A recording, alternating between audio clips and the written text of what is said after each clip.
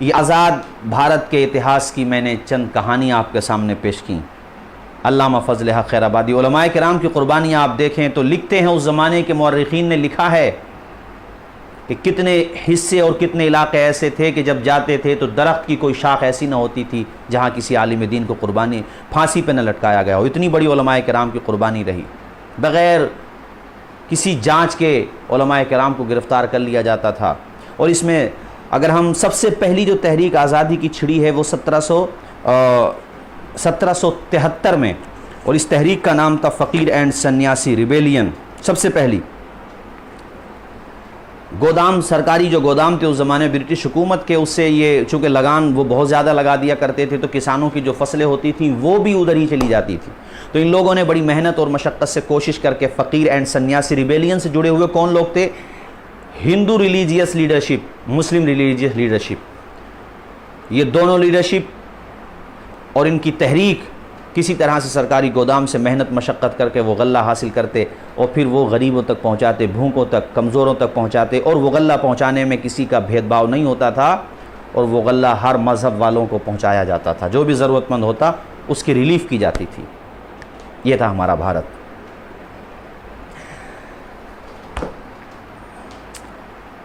ہمارے بڑے عزیز اور بڑے محبوب دوستوں میں ہیں ہمارے بڑے بھائی محترم سلمان فریدی صاحب،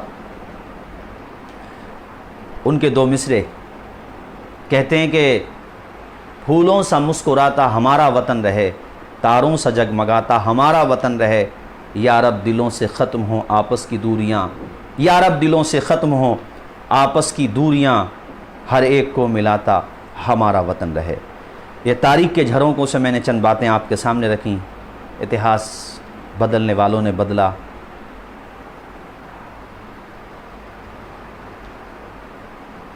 توڑو اور راجنیتی کرو، ان لوگوں نے جاتے جاتے ایسی چنگاریاں یہاں چھوڑیں جو بعض علاقوں میں نہیں بلکہ اکثر علاقوں میں چنگاریاں شعلہ بن چکی ہیں۔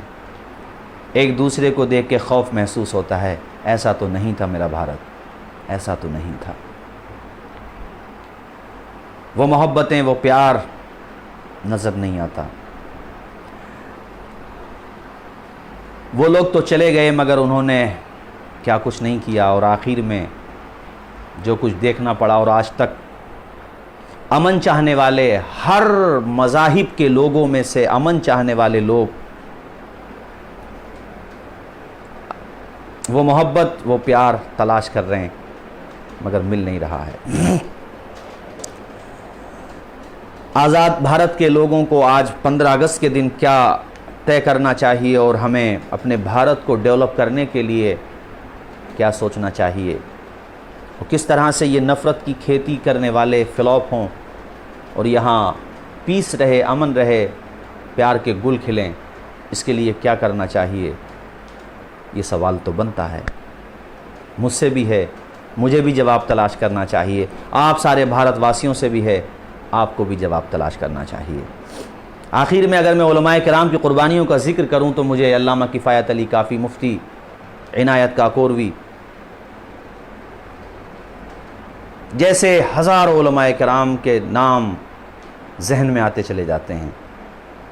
پھانسی جب ہو رہی تھی علامہ کفایت علی کافی کو، اس سے پہلے انہوں نے چند اشعار لکھے تھے صاحب، وہ اشعار سن لیجیے آپ، اور میں اپنی گفتگو ختم کرتا ہوں۔ کوئی گل باقی رہے گا نہ چمن رہ جائے گا، پر رسول اللہ کا دین حسن رہ جائے گا۔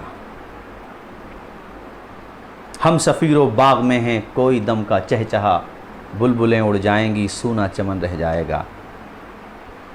اطلس و کم خواب کی پوشاک پہ نازا نہ ہو، اس تن بے جان پر خالی کفن رہ جائے گا۔ منصب پہ، اپنے لباس پہ، اپنی شاہانہ شوکت پہ گھمنڈ نہ کرو۔ صدام حسین کو پھانسی دینے والے جج کو بھی ایک دن موت آ گئی۔ مسولینی لاکھوں لوگوں کا قاتل، ایک دن وہ بھی لقمہ اجل بن گیا۔ آپ کو پتہ ہے فرعون جس نے لاکھوں بچوں کو ذبح کرایا، عورتوں کو قتل کرایا، کتنے لوگوں کو مارا، ایسا ظالم شاسک، ایک دن وہ بھی ڈوب گیا۔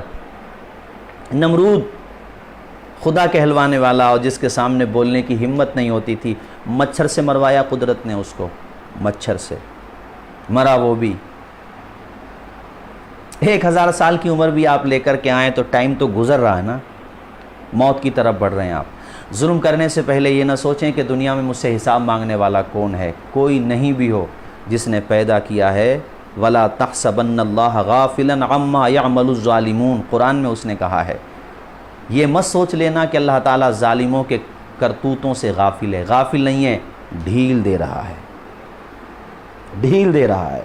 جب کستا ہے نا تو یہ نتھنے بھی نہیں رہتے ہیں، نکیل کستا ہے تو۔